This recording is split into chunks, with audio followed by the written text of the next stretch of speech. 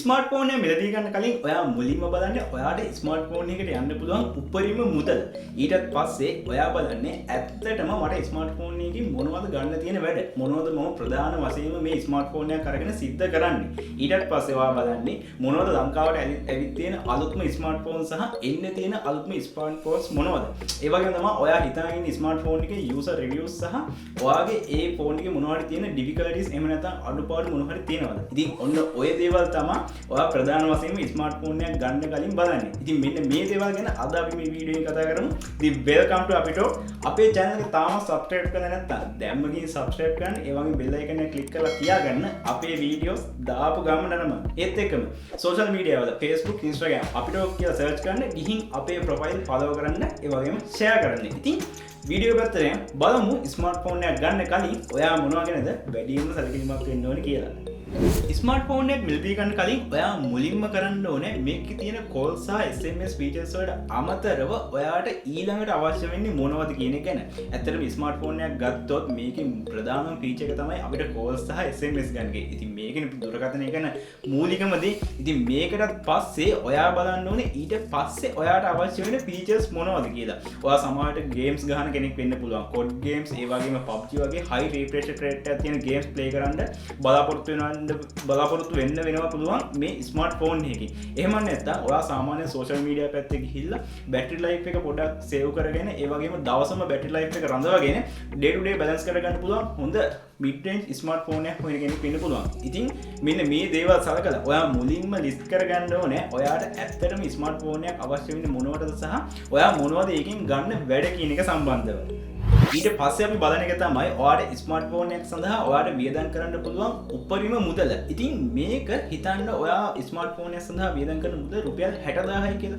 එතකොට ඔයා බලන්න ඕන ඔයා කලින් ලිස්ට් කරගත්තු අවශ්‍යතාව වලට ගැලපෙන රුපියල් 50000ත් 60000ත් අතර වගේ යන ස්මාර්ට්ෆෝන් එක මොකක්ද කියලා. හිතන්න මෙහෙම ඔයා කලින් ලිස්ට් කරගත්තු අවශ්‍යතාව වලට සමහරට ගැලපෙන ෆෝන් එකක් රුපියල් 25000ට 30000 උනත් තියෙන්න පුළුවන්. හැබැයි ඒත් ඔයාගේ මයින්ඩ් එකේ ඔයාගේ දුවනවා මම මේ මුදලට මේ ෆෝන් එක ගත්තත් ඒත් මට යන්න පුළුවන් නම් මෙන්න මේ බජට් එකට ඔයාට අර අවශ්‍යතාවයට හරලන තව ගොඩක් හොඳ ෆෝන් එකක් මේ බජට් එකෙන් මට ගන්න පුළුවන් කියලා. ඉතින් අන්න ඒ නිසා මුලින්ම අවශ්‍යතාව ටික ලිස්ට් කරගෙන ඊට පස්සේ ඔයා ඔයාගේ බජට් එක තීරණය කරලා අන්න ඒ බජට් රේන්ජ් එකේ යන අර අවශ්‍යතාවයට ගැලපෙන ෆෝන් එක ඔයා ඊට පස්සේ ඉන්ටර්නෙට් එකේ එහෙම නැත්නම් මාකට් එකේ සර්ච් කරලා බලන්න.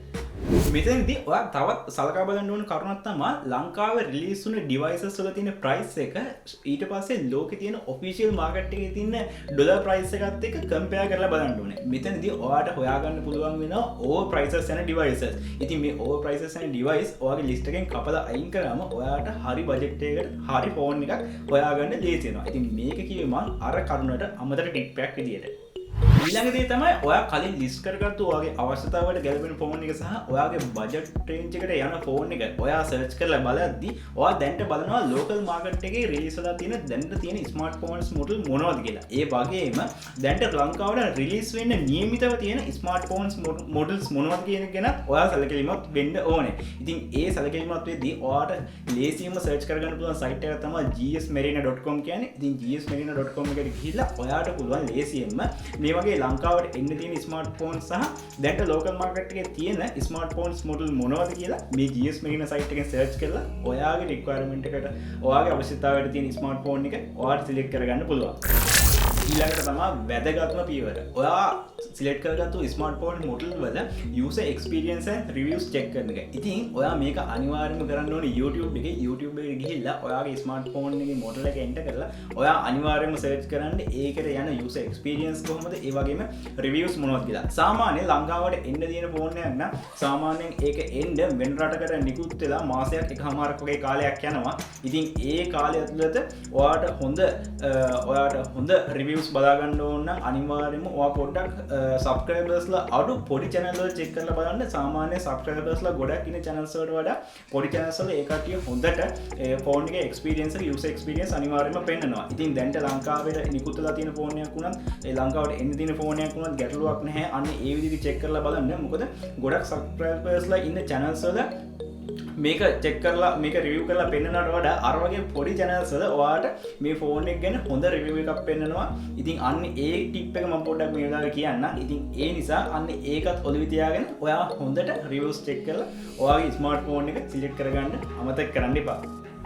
ඒ වගේම තමයි ඔයා තව දෙයක් කරන්න ඕනේ. ඔයාගේ ඩිවයිස් එකේ XDA forums check කරලා ඔයාට පුළුවන් මේ XDA forums වලින් දැනගන්න ඔයාගේ ඩිවයිස් එකේ තියෙන software issues මොනවද, hardware issues මොනවද, මෙන්න මේ දේවල් ගැන ටිකක් ගැඹුරට විස්තර ඇතුව දැනගන්න පුළුවන් ඔයා XDA forums log එකලා. ඉතින් XDA forums log එකෙන් ඔයා කරන්න ඕනේ ඔයාගේ ෆෝන් එකේ model එක type කරලා ඊට ඉස්සරහින් XDA forums කියලා Google search කරන්න. ඊට පස්සේ උඩම එන link එකෙන් ඔයාට පුළුවන් ඒ අදාළ ස්මාර්ට්ෆෝන් එකට වගේ ගිහිල්ලා XDA forums දාලා තියෙන රිවිව්ස් බලලා චෙක් කරගන්න ඔයාගේ ෆෝන් එකේ මොනවද තියෙන අඩුපාඩු සහ software issues වගේ දේවල් ගොඩක් කරුණු මේ XDA forums වලින් දැනගන්න පුළුවන්.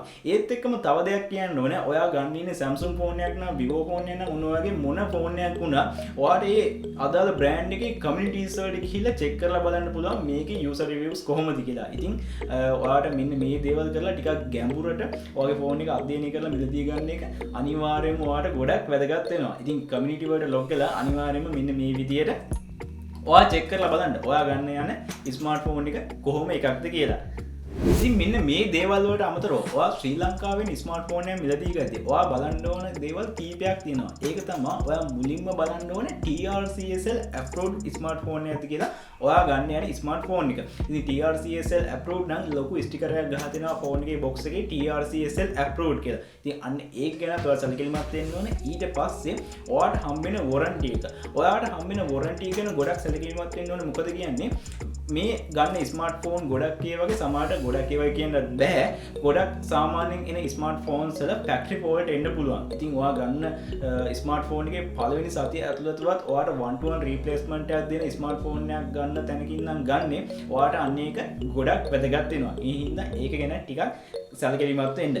ඊට පස්සේ ඔයා බලන්න ඕනේ genuine seller කෙනෙක් ලංකාවෙන් ඔයාගේ ස්මාර්ට්ෆෝන් එක මිලදී ගන්න. ඒක ඔයාට ඉන්ටර්නෙට් සර්ච් කරලා Facebook සර්ච් කරලා අනිවාර්යයෙන්ම පුළුවන් ඔයාට ඒ දේ තෝරගන්න. ඉතින් මෙන්න මේ දේවල් තමයි අද අපිට කියන්න උවමනාව තිබ්බේ ඔයා ස්මාර්ට්ෆෝන් එක මිලදී ගන්න කලින් කරන්න ඕන දේවල් විදියට. ඉතින් ඔයා මොකද හිතන්නේ අද අපේ මේ වීඩියෝ එක ගැන? ඔයාට හිතෙන දේ පල්ලේ තියෙන කමෙන්ට් සෙක්ෂන් එකේ අනිවාර්යයෙන්ම කමෙන්ට් කරන්න. කමෙන්ට් කරලා අනිත් අයටත් ඔයාගේ තියෙන එක්ස්පීරියන්ස් දැනගන්න ෂෙයා කරන්න පුළුවන් කමෙන්ට් සෙක්ෂන් එකේ ඔයාට කමෙන්ට් කරලා.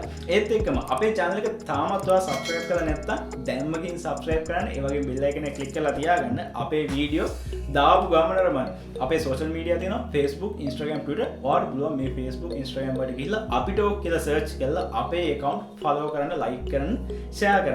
ඉතින් අදට අපි ගිහින් එන්න මේ වගේ තවත් අලුත් වැදගත් වටින වීඩියෝ එකකින් ඉක්මනට මෙන්න ඔය කට්ටිය හැමෝටම සුබ සතියක්.